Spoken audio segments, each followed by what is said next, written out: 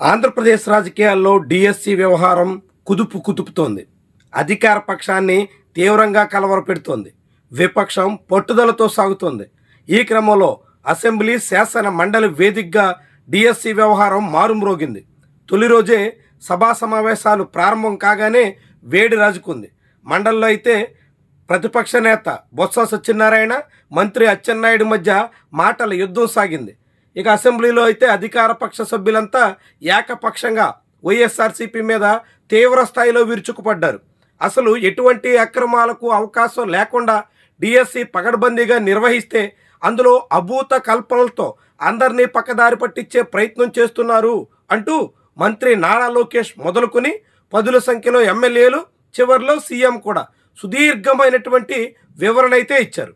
కానీ ఈ క్రమంలోనే మంత్రులు చేసినటువంటి కొన్ని ప్రకటనలు తీవ్రమైనటువంటి సందేహాలు కలిగిస్తున్నాయి. ఇన్నాళ్ళుగా వైఎస్ఆర్సీపీ చేస్తున్న ఆరోపణలన్నీ వాస్తవమే అనే అభిప్రాయాన్ని కలిగిస్తున్నాయి. నారా లోకేష్, అచ్చెన్నాయుడు, అసెంబ్లీలో లోకేష్, మండలిలో అచ్చెన్న ఇద్దరూ చేసినటువంటి వ్యాఖ్యలు ఇందుకు ఆధారంగా మారుతున్నాయి. అసలు నారా లోకేష్ ఏమన్నారో ఒకసారి వినండి. మంత్రి గారు నేను చెప్పానంటే ఆంధ్ర రాష్ట్రంలో గౌరవ ముఖ్యమంత్రి చంద్రబాబు నాయుడు గారి నాయకత్వంలో స్పోర్ట్స్ పర్సన్స్ కి భూమి కేటాయిస్తాం, ప్రభుత్వ ఉద్యోగాలు ఇస్తాం కొత్త కాదు అధ్యక్ష. మీరు చూడండి, పివి సింధు గారికి ప్రభుత్వ ఉద్యోగం ఇచ్చిన ఘనత ప్రజాప్రభుత్వం అధ్యక్ష. ఇంకా కొన్ని సంవత్సరాలు ఆమె ఐఏఎస్ అధికారు కాబోతుంది అధ్యక్ష. కన్ఫర్డ్ ఐఏఎస్ కి షిల్ బికమ్ ఎలిజిబుల్. ఆమెకి భూమి ఇచ్చారు అధ్యక్ష. నాకు ఇప్పటికీ గుర్తు అధ్యక్ష, ఎర్ర జ్యోతి గారు ఉన్నారు అధ్యక్ష. ఎర్ర జ్యోతి గారు ట్రాక్ అండ్ ఫీల్డ్ ఉత్తరాంధ్ర బిడ్డ అధ్యక్ష. She our best bet for Olympics.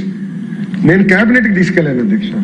అప్పుడు గౌరవ ముఖ్యమంత్రి గారికి కొంచెం సందేహం ఉంటే నోట్ ఇచ్చాను అధ్యక్ష. ఇమీడియట్ గా నోట్ చదివి ఎస్ మన అమ్మాయి ఇమీడియట్ గా ఇవ్వండి గవర్నమెంట్ జాబ్ అని చెప్పారు.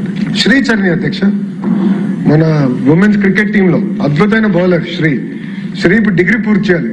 డిగ్రీ పూర్తయిన వెంటనే ఇమీడియట్ గా ఆమె కూడా గవర్నమెంట్ జాబ్ ఇవ్వాలని గౌరవ ముఖ్యమంత్రి గారు డైరెక్షన్ ఇచ్చారు అధ్యక్ష. అంటే స్పోర్ట్స్ పర్సన్ కి టెస్ట్ పెట్టాలని లేదు అధ్యక్ష. The idea is to promote sports. Quota ద్వారా వాళ్ళకి ఇవ్వాలని చాలా స్పష్టంగా ఉంది అధ్యక్ష. వాళ్ళందరికీ ఏదైతే రూల్ పాటించామో అదే రూల్ ఇక్కడ కూడా పాటించి గౌరవ మంత్రి గారి నాయకత్వంలో 29 డిసిప్లిన్స్ ఏదైతే ఉందో కేంద్ర ప్రభుత్వం సూచన మేరకు 65 డిసిప్లిన్స్ తీసుకొచ్చాం. దాంట్లో కూడా ప్రయారిటీ 1, ప్రయారిటీ 2 డిసిప్లిన్స్ కూడా పెట్టి ప్రయారిటీ 1 వాళ్ళందరినీ భర్తీ చేసిన తర్వాతనే ప్రయారిటీ 2 డిసిప్లిన్ కూడా వెళ్తాం జరిగినది. చాలా క్లియర్ గా మంత్రి లోకేష్ చెప్తున్నారు. స్పోర్ట్స్ కోటాలో గతంలో పివి సింధు లాంటి వాళ్ళకి ఎటువంటి ఎగ్జామ్ పెట్టకుండా పోస్ట్ ఇచ్చాం కాబట్టి డిఎస్సిలో కూడా అదే తరహాలో ఇచ్చేసాం అని ఆయన అంగీకరిస్తున్నారు.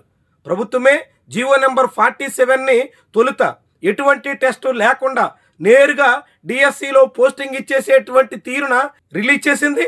ఆ తర్వాత డిఎస్సి రిక్రూట్మెంట్ పూర్తయిపోయిన తర్వాత ఆ జీవోను సవరిస్తూ జీవో నెంబర్ 56 కూడా రిలీజ్ చేసింది. తద్వారా అసెంబ్లీ వేదికగా మంత్రి చెప్పినటువంటి మాటలను బట్టి పివి సింధుతో వీళ్ళంతా సమానమే అనే తీరున వ్యవహారం కనిపిస్తోంది.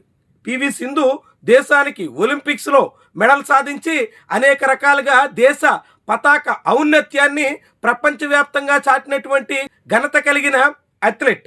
అలాంటి అథ్లెట్కి ఉద్యోగానికి పరీక్ష లేకుండా పోస్టింగ్ ఇచ్చారు కాబట్టి వాళ్లతో పాటుగా డిఎస్సిలో టీచర్ పోస్టుల్లో కూడా అదే పద్ధతి అనుసరించాం అని నారా లోకేష్ చెప్పడం అంటే ఎంత హాస్యాస్పదంగా ఉందో ఎవరికైనా అర్థమవుతుంది.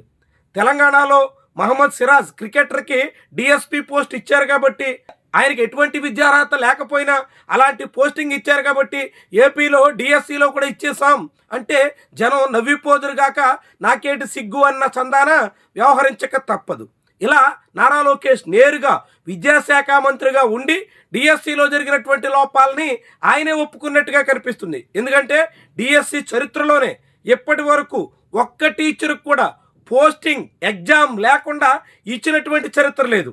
అలాంటిది నారా లోకేష్ అసెంబ్లీలోనే అంగీకరించినట్టుగా పివి సింధుకి ఇచ్చారు కాబట్టి డిఎస్సిలో కూడా స్పోర్ట్స్ కోటాలో అనేక మందికి పోస్టింగ్స్ ఇచ్చేసాం అనేటువంటి తీరున సమర్థించుకోవడం అంటే ఎంత తీవ్రమైనటువంటి తప్పిదాలకు పాల్పడ్డారో ఎవరికైనా అర్థమవుతుంది. సరిగ్గా దీని మీదే అచ్చెన్నాయుడు కూడా మండలి వేదికగా ఏమన్నారో వినండి.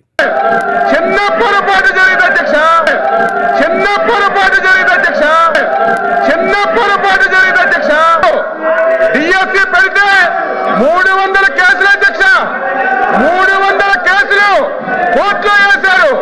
ఇది అచ్చెన్న మాటలు. చిన్న తప్పిదం జరిగితే దాన్ని మీరు పెద్ద హడావిడి చేస్తారా?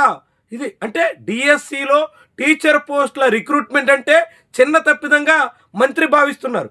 అంటే భవిష్యత్ భారతాన్ని నిర్మించాల్సినటువంటి ఉపాధ్యాయ నియామకాల్లో జరిగే తప్పిదాల గురించి మంత్రి ఏ తీరును సమర్థించుకుంటున్నారో ఆలోచించండి. అసెంబ్లీలో లోకేష్ ఏమో పివి సింధుతో పోల్కేస్తారు. బ్రిడ్జి గేమ్స్ లాంటి ఆడినటువంటి వాళ్ళని కూడా పివి సింధుతో సమానమన్నట్టుగా చిత్రీకరిస్తారు.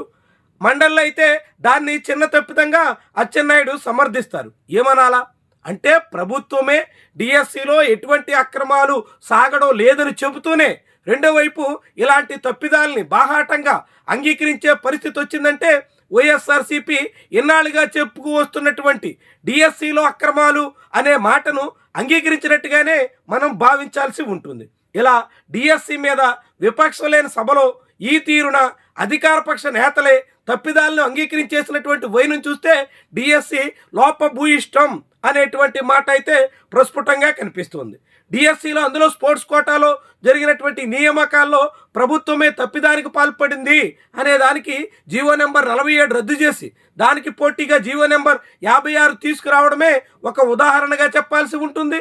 దాన్ని మంత్రి నారా లోకేష్ సమర్థించుకున్నటువంటి వైనం చూస్తే ఇంకెంత విస్మయకరంగా ఉందో అర్థమవుతుంది. ఈ తీరున ప్రభుత్వమే డిఎస్సిలో కొన్ని లోటుపాట్లు జరిగినట్టు అంగీకరించినటువంటి తరుణంలో ఈ వ్యవహారం మరింత ముదరడం ఖాయంగా కనిపిస్తుంది. ఇప్పటికే శాసన మండలిలో డిఎస్సి మీద చర్చించాలి అని విపక్షం పట్టుబడుతుంటే అందుకు ప్రభుత్వం సిద్ధం కాలేదు. ఆఖరికి వాయిదా తీర్మానం ఇచ్చిన ససేమిరా అని చెప్పింది. చర్చను పక్కదారి పట్టించేలా బొత్స సత్యనారాయణని అచ్చెన్న దద్దమ్మ అంటూ నిందిస్తే బొత్స అదే రీతిలో ఎద్దులా ఎదుగావు అనేటువంటి తీరున మాట్లాడినటువంటి వైనం చూస్తే ప్రభుత్వ పక్షం ఎంత వ్యూహాత్మకంగా వ్యవహరిస్తుందో అర్థమవుతుంది. అదే సమయంలో అసెంబ్లీలో విపక్షం లేని చోట మాత్రం చర్చ జరిపి సుదీర్ఘంగా ప్రభుత్వం తరపున వివరణ ఇచ్చినటువంటి వైనం చూస్తే ఏ తీరున ప్రభుత్వ వ్యవహారం ఉందో ఇట్టే అర్థమవుతుంది. మొత్తంగా డిఎస్సికి సంబంధించి వ్యవహారం అయితే ముదురుతున్నట్టు చెప్పాల్సి ఉంటుంది. నారా లోకేష్ అచ్చెన్న మాటలను బట్టి తప్పిదాల్ని అంగీకరించినట్టుగా భావించాల్సి ఉంటుంది.